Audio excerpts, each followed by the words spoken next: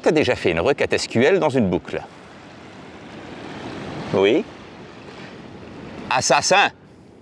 Assassin de serveur, devrais-je dire.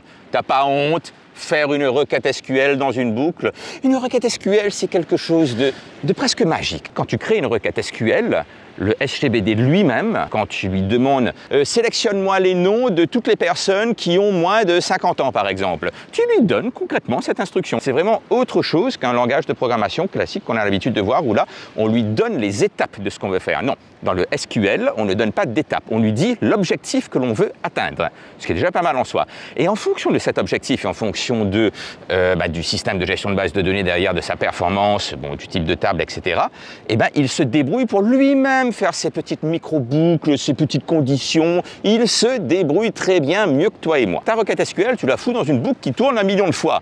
Mais tu vas l'assassiner, ton pauvre serveur. Quand tu fais une requête SQL, elle va te bouffer un bon coup de processeur, un peu de mémoire, et puis elle te pond un résultat. Et ce résultat, il va en mémoire et tu peux le traiter après. Là où je veux en venir, c'est que utiliser une belle requête SQL bien préparée, peut-être te prendra plus de ressources processeurs que de multiples petites requêtes SQL, mais au bout de quelques itérations, tu vas t'y retrouver. Il vaut mieux, et ça c'est quelque chose que j'ai réalisé sur le terrain, bouffer de la RAM que bouffer de la puissance processeur.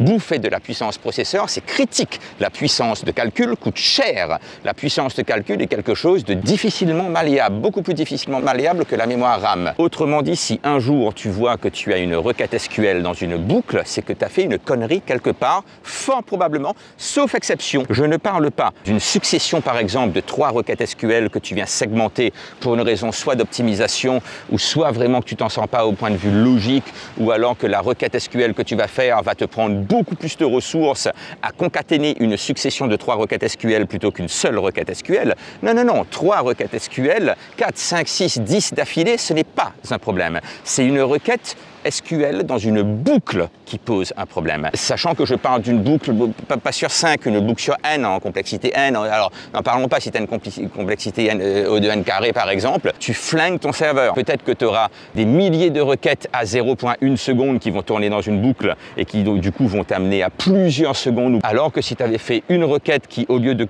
coûter 0,1 seconde de processeur, te coûte 0,5 secondes de processeur, pourquoi pas, mais qu'une fois. Et ensuite, tu te sers du résultat, tu lis le résultat nativement dans le langage de programmation que tu souhaites.